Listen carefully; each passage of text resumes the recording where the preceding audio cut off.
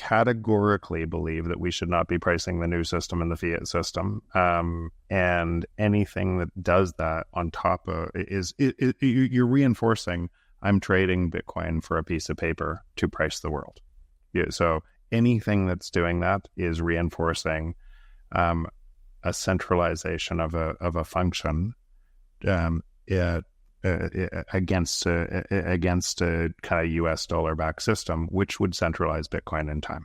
So I categorically believe that if Bitcoin is not a medium of exchange, it is not a sufficient store of value in time. Bitcoin Zella stands out with its simplicity and clarity. We've crafted an experience that anyone can dive into, whether you're a crypto expert or just a new to the crypto world. Now guess who keeps his eye on us? The author of best-selling book Rich Dad Poor Dad, Robert Kiyosaki. And we want to take this opportunity and thank all the people who trusted us, and we read every comment. And the best part, it's free. Subscribing now means you will get all new information for free. Don't just follow the trends, stay ahead of them. Subscribe to Bitcoin Zella today and enjoy the new edge. Jeff Booth talks about the Bitcoin power law. Will all of these models in the Bitcoin space break? What's his prediction for Bitcoin in the future? We already have all of the technology to take this to, and the protocol stack to take this to 8 billion people right now. It's a mental game, and it's a mental game because most people think prices should go up in the world, and they are reinforcing a system where prices go up. And the only reason prices go up is because money is manipulated. So if you're doing that in Bitcoin, then you were part of the thing that's driving the centralization. And if you're doing that, then what will happen on top of Bitcoin is it will get centralized at layer 2. And you'll be working in a fiat instrument on top of Bitcoin, thinking it's going up, and it'll limit the potential of Bitcoin, because all that would happen is, because remember, these systems are totally incongruent together. In one system, the free market system, prices fall to the marginal cost of production. So we've talked about this extensively. So in the free market, because we use things that give us more value, prices fall, deflation. That is the world you should live in, and the only way so prices don't rise naturally. They rise unnaturally because the money is being manipulated. So if you're pricing from Bitcoin, you'll see all other things are falling, exactly like I said. If you're taking Bitcoin into your piece of paper to be able to price everything, then it looks like prices are still rising. And I would venture to say most people, even in Bitcoin, don't quite get what we just talked about there. And so these systems are completely opposites. They cannot coexist together. One system needs to make prices rise. One system allows prices to fall through the free market. So as a derivative of that, then the system that makes prices rise has to concentrate and steal more from you over time. So if you're and it has to convince you to stay in it. And over time, as that so it's a centralizing force. Bitcoin reclaimed the $60,000 level on September 13, indicating a solid comeback by the bulls. Bitcoin's rally of about 10% this week has helped buyers turn around September's returns to positive. Next week, investors will focus on the FOMC meeting scheduled for September 18.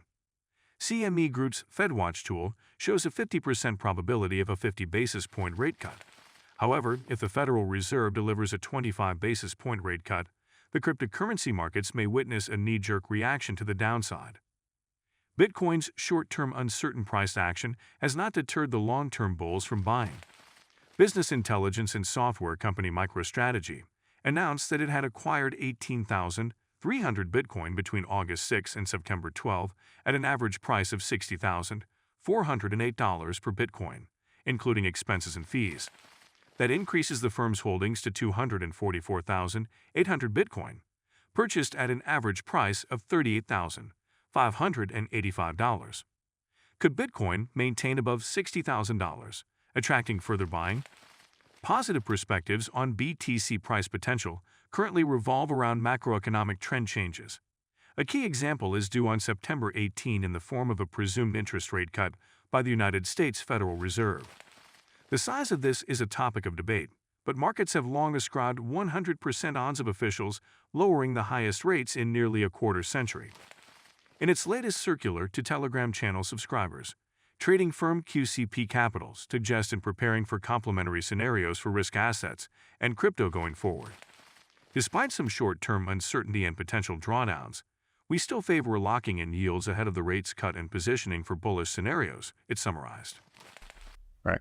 And that centralizing force is a bigger government force. And all of these things that are consequences of not allowing a free market, prices to fall, are consequences that get worse. So if you're inside that system, then that system it either blows up completely and fails, or it attacks Bitcoin from layer 2. What would an attack look like from layer 2? It would look like first concentrated in ETFs and other things in derivatives. And because most of the people in the world have seen wealth, not real wealth accumulating, but the wealth coming from extraction accumulating, from financialization of assets, they would look to financialize Bitcoin too. And you would see Bitcoin as a store of value that you could financialize and play games and derivative games on top of. That is a centralizing force. It has to be, because it's not the free market. But we can expect, if you're pricing from Bitcoin going up, most people would get caught into that because they would think they're winning, because they would be winning relative to other people that don't hold Bitcoin. Well, they're still losing and contributing to that. Whereas, and again, keep reminding, they're incongruent together. They're incompatible. One system subsumes the other. The centralization subsumes Bitcoin, or Bitcoin consumes the centralization. And for Bitcoin to kind of fulfill its promise, what you and I are talking about, what Jack Mallers is talking about, what many deep with a deep understanding of what Bitcoin is talking about, is the operating system of the world, and therefore it has to be used as a currency. With where Lightning is right now, Lightning, SAS, Liquid, and Fediment, we already have the technology to be able to. We already have the protocols to be able to take this to 8 billion people, and allow Bitcoin to be a currency. The question is how many people know that and use it as a currency. Bitcoin's recent price action shows a confluence of technical indicators aligning with a breakout. The most notable pattern forming on the charts is the cup and handle, a classic technical formation suggesting bullish continuation. This pattern features a rounded bottom, cup, and a subsequent consolidation phase handle. The handle's formation signals a period of consolidation, often preceding a major bullish breakout. In Bitcoin's case, the cup began forming after its peak in late 2021, with the handle currently taking shape as the cryptocurrency oscillates below the $65,000, $69,000 resistance level. The cup and handle pattern resolves when the price breaks above its neckline resistance, and as a technical rule, rises by as much as the maximum distance between the neckline and the cup's lowest point. In Bitcoin's case, the distance between the cup's bottom, around $15,000, and the resistance at its rim, near $65,000, is approximately $50,000. By projecting this distance upward from the breakout point, independent analyst Elja suggests a target range of $110,000 to $130,000 for BTC in early 2025. And do not forget to subscribe to Bitcoin Seller. The most important news will reach your inbox on a daily basis and for free. I do not know why you have not subscribed yet.